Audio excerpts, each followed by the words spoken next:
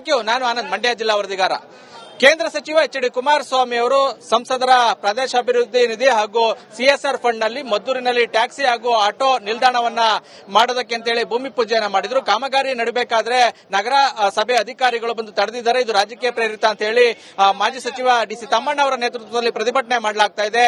DC ಕಚೇರಿಗೆ ಮುತ್ತಿಗೆ ಹಾಕುವ ಮೂಲಕ ಆಕ್ರೋಶವನ್ನು ವ್ಯಕ್ತಪಡಿಸ್ತಾ ಇರುವಂತದ್ದು. ಆಟೋ ಹಾಗೂ ಟ್ಯಾಕ್ಸಿ ಚಾಲಕರೊಂದಿಗೆ ಡಿ.ಸಿ. ತಮ್ಮಣ್ಣ ಅವರು ಬಂದು ಮಂಡ್ಯದ ಡಿಸಿ ಕಚೇರಿ ಮುಂಭಾಗ ಪ್ರತಿಭಟನೆ ನಡೆಸ್ತಾ ಇದ್ದಾರೆ. ಇನ್ನು ಈ ಬಗ್ಗೆ ಮಾತಾಡೋದಕ್ಕೆ ಡಿ.ಸಿ. ತಮ್ಮಣ್ಣ ಅವರು ಇದ್ದಾರೆ, ಮಾತಾಡಿಸ್ತೀನಿ. ಸರ್, ಏನ್ ಸರ್, ಯಾಕಾಗಿ ಕಾಮಗಾರಿಗೆ ಅಡ್ಡಿಪಡಿಸಿದ್ದಾರೆ ಸರ್? ಇವಾಗ ಈ ಆಟೋ ಸ್ಟ್ಯಾಂಡ್ ನಲ್ಲಿ ಆಟೋ ಚಾಲಕರಿಗೆ ಶೆಲ್ಟರ್ ನ ನಿರ್ಮಾಣ ಮಾಡುವಂತ ಕಾಮಗಾರಿ ಇವತ್ತೇನು ಹೊಸದೇನಲ್ಲ. ಮದ್ದೂರು ಬಸ್ ಸ್ಟ್ಯಾಂಡ್ ಪ್ರಾರಂಭ ಆಗಿ ಸುಮಾರು 40 ವರ್ಷ ಆಯಿತು.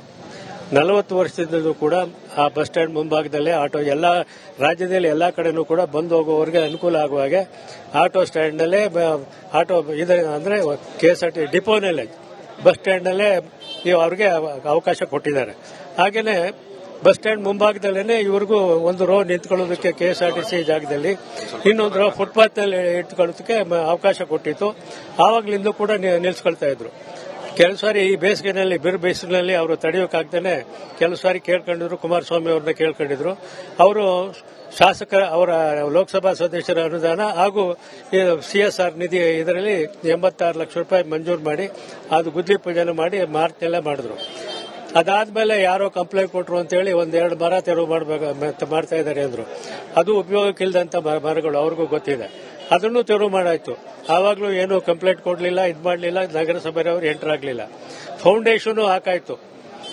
ಶೆಲ್ಟರ್ ಮಂಡ್ಯ ರೀತಿಯಲ್ಲೇ ಶೆಲ್ಟರ್ ಮಾಡೋದಕ್ಕೋಸ್ಕರ ಫೌಂಡೇಶನ್ ಹಾಕಾಯ್ತು. ಇವಾಗ ಸಾಮಾನ್ಯ ಎಲ್ಲ ತಗೊಂಡೋಗಿ ಹಾಕಿದ್ಮೇಲೆ ಏಕಾಏಕಿ ನಗರಸಭೆ ಆಯುಕ್ತ ಬಂದು ತುಂಬಿಕೊಂಡು ಹೋಗ್ಬೇಕಾದ್ರೆ ಕಾರಣ ಏನು? ಇದರಲ್ಲಿ ರಾಜಕೀಯ ಪ್ರೇರಣೆ ಇಲ್ಲದಿದ್ರೆ ಯಾಕೆ ಅಧಿಕಾರಿ ಮುಂದೆ ಬರ್ತೇನೆ ಅರೆಸ್ಟ್ ತಗೊಂಡು? ಅದನ್ನೇ ಅದರಿಂದ ಯಾರು ಸರ್ ಇದಕ್ಕೆ ಅಡ್ಡಿಪಡಿಸ್ತಾ ಹುನ್ನಾರ ಏನ್ ಸರ್ ಇದರಲ್ಲಿ? ನಗರಸಭೆ ಅದರಿಂದ ನೀವೇ ಅರ್ಥ ಮಾಡ್ಕೋಬೇಕು. ನಾವೇನು ಬಾಯ್ಬಿಟ್ಟು ಹೇಳ್ಬೇಕಾಗಿಲ್ಲ. ಇದರಲ್ಲಿ ರಾಜಕೀಯ ಬಡಗಿದೆ. ಅದರಿಂದ ಅವ್ರಿಗೇನು ಅನ್ಯಾಯ ಆಗಿದೆ ಅದನ್ನ ತಕ್ಷಣ ಸರಿಪಡಿಸಬೇಕು ಅಂತ ಡಿಸಿ ಅವ್ರನ್ನ ಮನವಿ ಮಾಡಿದ್ವಿ.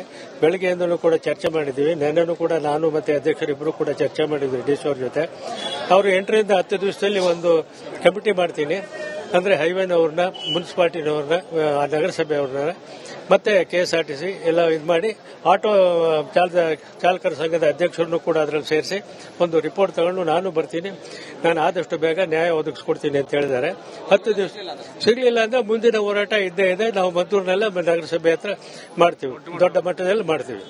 ಇದಿಷ್ಟು ಡಿ.ಸಿ. ತಮ್ಮಣ್ಣ ಅವರ ಮಾತಾಗಿರುವಂತದ್ದು. ಅಂದ್ರೆ ಉದ್ದೇಶಪೂರ್ವಕವಾಗಿ ರಾಜಕೀಯ ಪ್ರೇರಿತವಾಗಿ ಕಾಮಗಾರಿಗೆ ಅಡ್ಡಿಪಡಿಸುವಂತ ಕೆಲಸವನ್ನ ಮಾಡ್ತಾ ಇದ್ದಾರೆ. ಇದು ಸರಿಯಲ್ಲ. ಒಂದ್ ವೇಳೆ ಕಾಮಗಾರಿ ನಡೆಸೋದಕ್ಕೆ ಅವಕಾಶ ಕೊಡಲಿಲ್ಲ ಅಂದ್ರೆ ನಾವು ದೊಡ್ಡ ಮಟ್ಟದಲ್ಲಿ ಪ್ರತಿಭಟನೆ ಮಾಡ್ತೀವಿ ಅನ್ನೋ ಒಂದು ಎಚ್ಚರಿಕೆಯನ್ನ ಕೊಡ್ತಾ ಇದ್ದಾರೆ. ಇದಿಷ್ಟು ಮಂಡ್ಯದ ಸುದ್ದಿ ಆಗಿತ್ತು. ಮುಂದಿನ ವರದಿಯನ್ನ ನನ್ನ ಸಹೋದ್ಯೋಗಿ ಕೊಡ್ತಾರೆ. Over to you.